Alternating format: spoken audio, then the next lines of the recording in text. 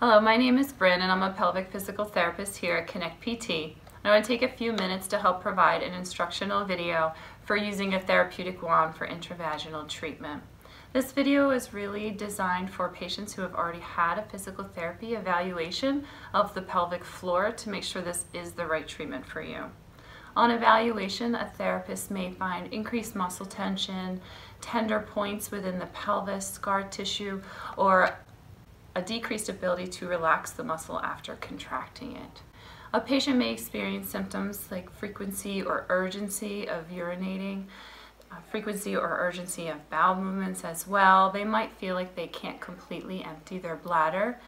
They might also experience stress urinary incontinence, so it's not always about weakness, it can be about too much muscle tension. They may also experience pain within the pelvis, difficulty inserting a tampon, difficulty tolerating a physician exam, as well as difficulty tolerating intercourse. The goal of this treatment would be to decrease some of this muscle tension and increase the ability to completely relax after a contraction, which will greatly increase pelvic floor function and also calm irritated nerves. Also, it's important to note this treatment should not be extremely painful, and we always guide our patients to stay at a pain level less than a 6 out of 10 throughout the treatment. For today's treatment, I'll be using a therapeutic wand.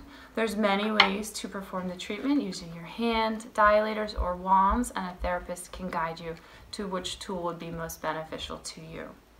Also, this is a simple get started program and it's not meant to replace anything you've already been instructed on by your pelvic floor physical therapist.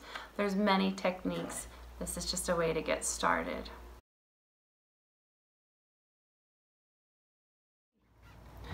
So use of a therapeutic wand to treat the intravaginal tissues is not a standalone treatment, and it should be part of a comprehensive plan of care developed by your physical therapist.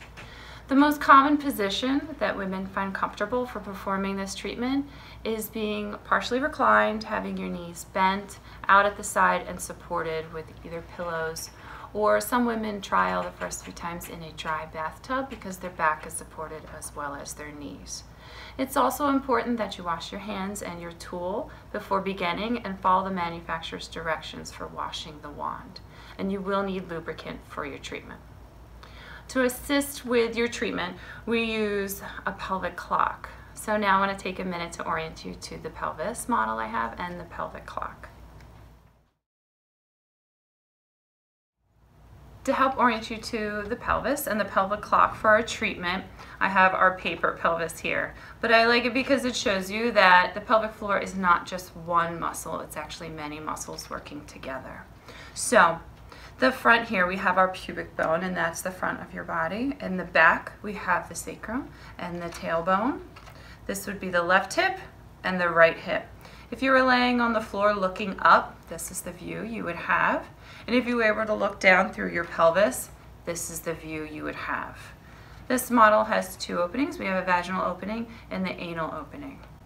For our pelvic clock, 12 o'clock is at the pubic bone. It's always at the pubic bone, no matter what the orientation, if the therapist is treating or the patient is self-treating at home. Off to the side, we have 3 o'clock at the left hip, 6 o'clock at the bottom of the vaginal opening, right above the anal opening, and 9 o'clock to the hip, and the rest of the numbers have been filled in. To help orient you to the clock, the pelvic clock, 12 o'clock is at the pubic bone. It's always at the pubic bone, no matter what the orientation, if the therapist is treating or the patient is self-treating at home. Off to the side, we have 3 o'clock at the left hip, 6 o'clock at the bottom of the vaginal opening, right above the anal opening, and 9 o'clock to the hip, and the rest of the numbers have been filled in. So a great place to begin our treatment would be in this strip of muscle across here, going from sit bone to sit bone. And it also fills in this 6 o'clock area between the vagina and the anus. This is the perineal muscles. It's a great thing to start with if you're having painful sex or if you have any trauma from giving birth. We can start with glides using your hand. And if you find a tender point, you would press and hold pressure, keeping your pain less than a 6 out of 10. You would hold pressure from anywhere from 60 to 90 seconds and then release. You can also perform this with your wand. If it helps you push better, you can use your wand, you can perform your glides, you can also hold pressure, again, 60 to 90 seconds, and you would treat this side as well. Once you're finished that and you're ready to begin your intravaginal treatment with your well-lubricated wand, we're going to start about 1/2 to 1 inch in depth, and we'll start right at 6 o'clock and pull pressure down, a gentle pressure. For the superficial muscles, or the muscles closer to the external part of your body, we're going to treat from 6 up to 2 and 6 up to 10. We're not going to treat the area up here from 11 to 1 because we would be pushing on the pubic bone and compressing the urethra with a hard tool. That area is not to be treated with a tool. So you could perform a glide, gentle pressure all along this area. If you find an area with increased muscle tension, it feels a little tight, you can push and hold a stretch for 60 to 90 seconds. Alternatively, if you find a tender point along this 10 to 2 area, you can hold pressure again 60 to 90 seconds. After completing the more superficial layer of muscles, you'll be ready to go into the deeper pelvic floor. For that, you can come up to the first curve in the wand. It's roughly about 4 inches in depth.